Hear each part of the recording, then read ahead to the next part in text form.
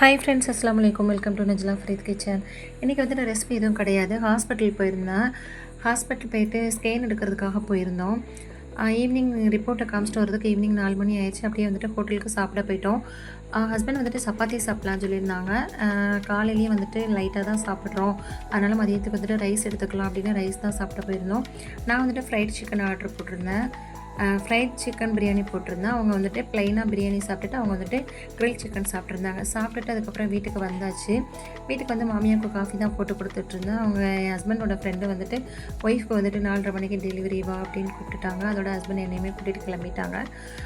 போகிறதுக்குள்ளே வந்துட்டு பாப்பா பிறந்துட்டு பெண் குழந்தை தான் பிறந்திருந்தா. நான் வந்துட்டு இட்லிக்கு வந்துட்டு மாவு அரிசி வந்து ஊற வச்சுருந்தேன். அப்படியே மாவு வந்துட்டு அரைச்சி வச்சுட்டு போயிடலாம், குளிக்கிறதுக்கு கரெக்டாக வரும் அப்படின்னு சொல்லிட்டு அரைச்சி வச்சுட்டு போயிட்டேன். நல்லா ப்ளஃபியாக வந்துருந்துச்சு. பாப்பா வந்து ரொம்ப செம க்யூட்டாக இருந்திருந்தா. ஹஸ்பண்ட் வந்துட்டு ஃப்ரூட்ஸ் வாங்கிட்டு போகலாம் அப்படின்றாங்க. நான் வந்துட்டு ஃப்ரூட்ஸ்லாம் வாங்க வேண்டாம், சிசேரியன் பண்ணவங்களுக்கு கொடுக்க மாட்டாங்க, நான் வந்துட்டு ட்ரெஸ் வாங்கிட்டு போயிடலாம் அப்படின்னு தான் சொல்லியிருந்தேன். பேபி செட்டு ஒன்று வாங்கிட்டோம், அதிலே ட்ரெஸ்ஸு வந்துடும். எக்ஸ்ட்ரா வந்துட்டு 2 ட்ரெஸ் வாங்கிட்டு போயிருந்தோம். வாங்கிட்டு போயிட்டு அதுக்கப்புறம் இந்த வீடியோ வந்துட்டு காலையில் வந்துட்டு வீடியோ ஸ்டார்ட் ஆகும். காலையில் வந்துட்டு லஞ்சுக்கும் பிரேக்ஃபாஸ்ட்டுக்கும் வர்ற மாதிரி சாம்பாரே வச்சுட்டேன். சாம்பார் வந்துட்டு நான் எப்போ வைக்கிற மாதிரி தான் தக்காளி வெங்காயம்லாம் வதக்கிட்டு மசாலாலாம் போட்டுட்டு அதுக்கப்புறம் அதிலே காய்கறியை கொஞ்சம் வதக்கிட்டு அதுக்கப்புறம் தான் பருப்பை ஊற்றுவேன். ஸோ வந்துட்டு சாம்பார் கொஞ்சமாக வச்சுருந்தாலுமே எப்படியுமே மிஞ்சிடுது. நான் வந்துட்டு காலையில் அண்ட் மதியம் வந்துட்டு யூஸ் பண்ணிக்குவேன். அடுத்த நாள் காலையில் வரும்போது சப்பாத்திக்கு போட்டுக்கிடுவேன். குப்பைக்காரவங்க வருவாங்க, அவங்களுக்கு கொடுத்துக்கிடுவேன். குப்பைக்காரங்க வந்துட்டு வீக்லி ஒன்ஸ் தான் வர்றாங்க, அவங்களுக்கு கொடுக்க முடியல, ரொம்ப ரேராக தான் வர்றாங்க. ஸோ மதியம் வந்துட்டு யூஸ் பண்ண முடியாது அடுத்த நாள் மதியம்லாம்.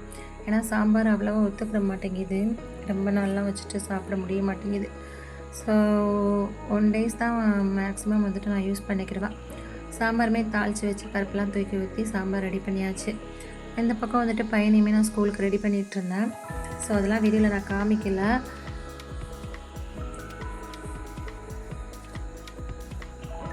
பருப்புமே வந்துட்டு நான் கொஞ்சமாக தான் போடுவேன், அதிகமாக போட்டுட்டோம்னா சாம்பார் ரொம்ப கெட்டியாயிரும். ஸோ இதுவே கொஞ்சம் கெட்டியாக தான் வச்சுருந்தேன் சாம்பார், ரொம்ப தண்ணியெல்லாம் நான் வைக்க மாட்டேன். கொஞ்சம் கெட்டியாக வச்சா தான் நல்லாயிருக்கும் சாம்பார், சாதத்துக்கும் இட்லிக்குமே சாப்பிட்றதுக்கு நல்லாயிருக்கும். அதே மாதிரி ரொம்ப வந்துட்டு புளிப்போ இல்லை காரமோ நான் சேர்க்க மாட்டேன். கொஞ்சம் மைல்டாக இருந்தால் தான் சாம்பார் நல்லாயிருக்கும். அப்படியே சாம்பார் ரெடி ஆயிடுச்சு. ஒரு பக்கம் வந்துட்டு ஹஸ்பண்டுக்கு வந்து முட்டை அவிய போட்டிருந்தேன். குக்கர் சட்டிலேயே அவிய போட்டுட்டேன். தனியாலாம் வந்துட்டு பாத்திரம்லாம் வைக்கல, வேஸ்ட் பண்ண வேணாம் அப்படின்னு சொல்லிட்டு. அதுக்கப்புறம் ஹஸ்பண்டுக்குமே சாம்பார் ரெடி ஆயிடுச்சு. இட்லி வச்சு அவங்களுக்கு கொடுத்துட்ருந்தேன். அதுக்கப்புறம் பையனுக்கு வந்துட்டு சிக்கன் பொரிச்சு ஸ்கூலுக்கு அனுப்பலான்னு பார்த்தேன். பையனை அனுப்பிட்டு சிக்கன் ஃப்ரை பண்ணி முட்டையை வச்சு ஹஸ்பண்டுக்கு லஞ்சுக்கு ப்ரிப்பேர்